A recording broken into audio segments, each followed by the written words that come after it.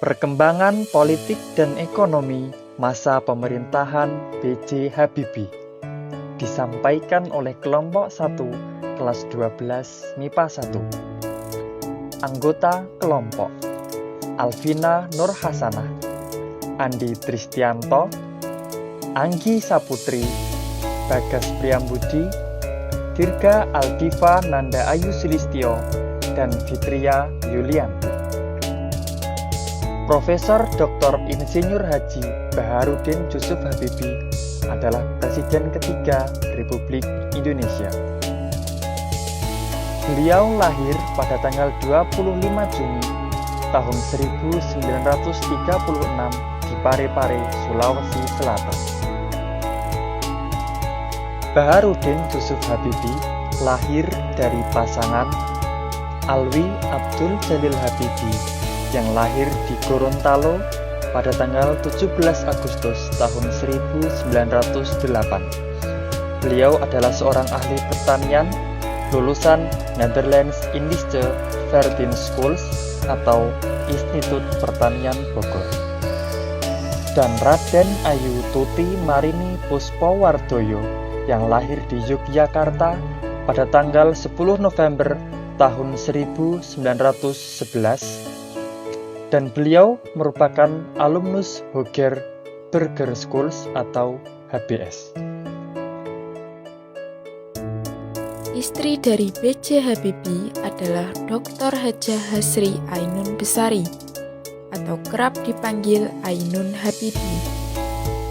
Beliau lahir di Semarang pada tanggal 11 Agustus 1937. Ainun adalah seorang dokter lulusan Universitas Indonesia dan wafat di Jerman pada tanggal 22 Mei tahun 2010. Pada pernikahannya dengan Ainun, Habibie dikaruniai 2 orang anak. Yang pertama yaitu Ilham Akbar Habibie yang lahir di Jerman pada tanggal 16 Mei tahun 1963. Dan yang kedua yaitu Tarek Kemal Habibie yang lahir pada tahun 1967. Pada tahun 1950, B.J. Habibie bersekolah di Bandung, tepatnya di Government Middlebury School sampai tahun 1951. Lalu melanjutkan di SMA Kristen Dago dari tahun 1951 sampai 1954. Pada tahun 1954 setelah lulus SMA, ia masuk di Departemen Elektro Fakultas Teknik Institut Teknologi Bandung atau ITB.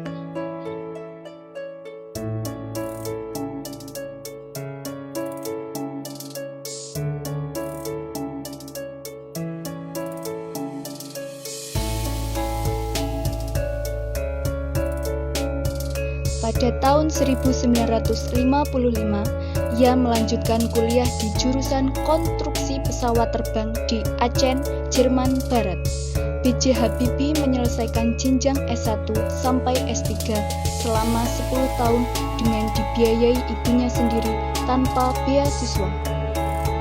Pada tahun 1960, ia lulus diploma, kemudian bekerja sebagai asisten peneliti di Institut Konstruksi Ringan di kampusnya.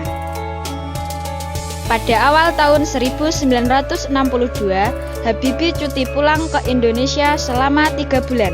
Di Bandung, ia bertemu dengan Ainun, kemudian menikah pada tanggal 12 Mei 1962.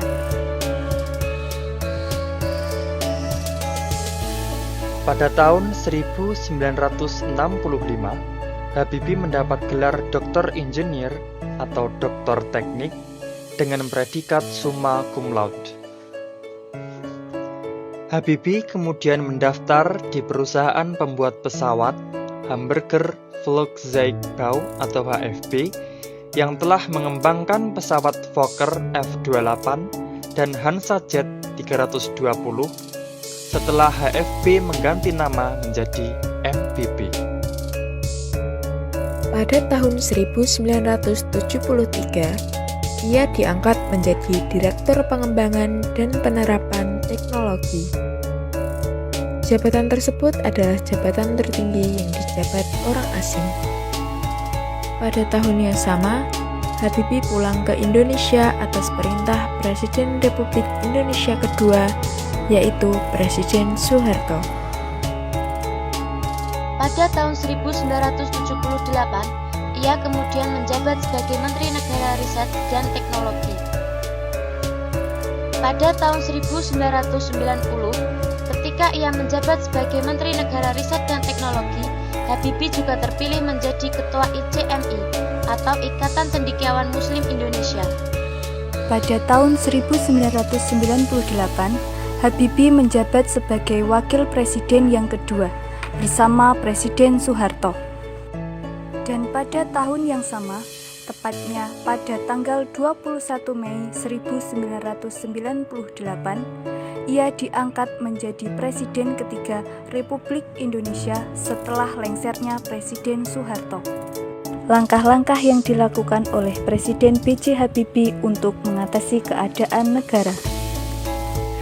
Pada tanggal 22 Mei 1998, sesuai dengan keputusan Presiden nomor 122/M tahun 1998, B.J. Habibie membentuk susunan kabinet baru yang dinamakan Kabinet Reformasi Pembangunan.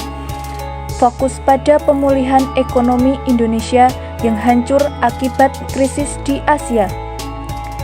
5 bidang kerja utama tersebut adalah: 1.